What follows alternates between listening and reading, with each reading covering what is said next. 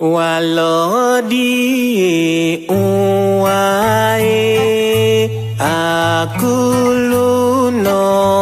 uwabona bolo joloto wilebi. Ma Bible au quotidien, le verset du jour, Marc chapitre 10, le verset 21, je cite.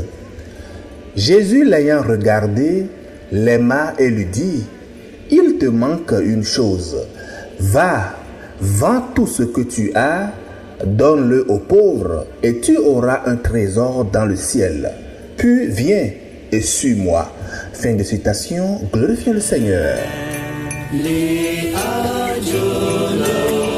Alléluia, bien-aimés auditeurs et auditrices de notre Seigneur Jésus-Christ. Dans Marc, ici, le chapitre 10, Jésus descend vers Jérusalem et en chemin, il a enseigné sur le mariage. Il a accueilli les enfants et a reçu ce jeune homme-là qui court à sa rencontre. Ce jeune homme, il n'était pas un ennemi ni un hypocrite. Marc nous dit au verset 17 qu'il s'est agenouillé même devant Jésus. Il lui demande, « Bon maître, que dois-je faire pour hériter la vie éternelle ?» Et c'est là que Jésus lui rappelle les commandements. Et l'homme répond avec sincérité, « J'ai observé toutes ces choses dès ma jeunesse, tout ce que tu dis là, mon bon maître. » Voilà un homme irréprochable moralement. Spirituellement, il est au complet, fidèle. Socialement, il est très respecté, pourtant, quelque chose cloche. Et c'est là même le nœud de notre verset. Jésus l'ayant regardé, l'aima et lui dit, « Il te manque une chose. » Il te manque une chose. Le verset dit, « Il l'aima. » Marc est le seul évangéliste qui a pu préciser ce détail parce que quand on lit Matthieu, Luc, eux ils en ont parlé, mais Marc a bien précisé que Jésus l'aima. C'est un détail très important pour montrer qu'il n'était pas de mépris de la part de Jésus. Il l'aima et il lui dit, il te manque une chose, c'est-à-dire une seule chose te fait défaut. Pas 10, pas 100, une seule. Mais cette une chose-là est très décisive parce qu'elle touche le cœur même de nous tous aujourd'hui.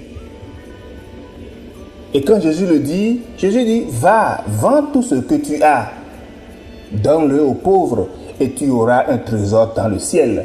Vends tout ce que tu as. Ce n'est pas une règle universelle que Jésus nous impose tous aujourd'hui. Non, je pense que c'est vraiment factuel de cet homme-là. C'est un diagnostic personnalisé que Jésus a fait. Jésus voit où est le cœur de cet homme parce que son cœur était attaché à ses richesses. Donc l'appel que Jésus a fait était un diagnostic beaucoup plus ciblé, c'est chirurgical. Jésus a touché précisément la zone d'attachement de cet homme-là. Et vous aujourd'hui, quelle est votre zone d'attachement? Si c'est votre richesse, là ça vous concerne. Si c'est autre chose, sachez que c'est ce autre chose-là que ça concerne. Bien-aimé, le verset dit, viens et suis-moi. Mais c'est la vraie invitation. Et cela mérite qu'on s'y attarde vraiment dans le verset. La vente des biens n'est que le chemin pour arriver là. Le cœur de la parole de Jésus, c'est « suis-moi ». Or, vous savez qu'aujourd'hui, nous avons tous un modèle. Même celui qui croit vivre en totale indépendance, je vous dis qu'il est forcément influencé par un modèle. Peut-être des penseurs, peut-être donc des philosophes, des figures, peut-être ses parents. Et nous avons été créés pour marcher derrière un guide. Mais la vraie question ici n'est pas suis-je quelqu'un, mais c'est plutôt qui est-ce que je suis. Jésus ne s'est pas proposé comme un sage parmi tant d'autres. Il nous a dit de le suivre. Celui qui m'a vu a vu le Père. Donc en lui, Dieu s'est rendu visible, proche et accessible à nous tous. Alors bien aimé, suivre Jésus, c'est rencontrer celui-là qui à la croix a porté nos fautes, non pour écraser, mais pour libérer. Et un peu plus loin dans le chapitre, Jésus met en garde en disant, combien sera-t-il difficile à ceux qui ont des richesses d'entrer dans le royaume de Dieu? Proverbe 4, le verset 23 nous rappelle également que garde ton cœur plus loin que toute autre chose, car c'est de lui que viennent les sources de la vie. L'enjeu n'est pas ici économique et ce n'est pas forcément nos richesses. L'enjeu est une question de notre cœur. Jésus nous aime et dans cet amour, il pose le doigt sur une chose, une seule, qui retient notre cœur loin de lui. Parce que dans notre verset, pour cet homme, c'était ses richesses. Mais peut-être pour vous autres aujourd'hui, c'est autre chose. Peut-être une relation que vous n'avez pas rendue à Dieu, une ambition que vous portez seul, une peur que vous n'avez jamais confiée au Seigneur. un confort en fait qui vous empêche véritablement de vous lever et de marcher. La vraie question n'est donc pas combien avez-vous, mais qu'est-ce qui est à votre cœur? Oui, c'est de votre cœur qu'il est question. Vous devez suivre Jésus.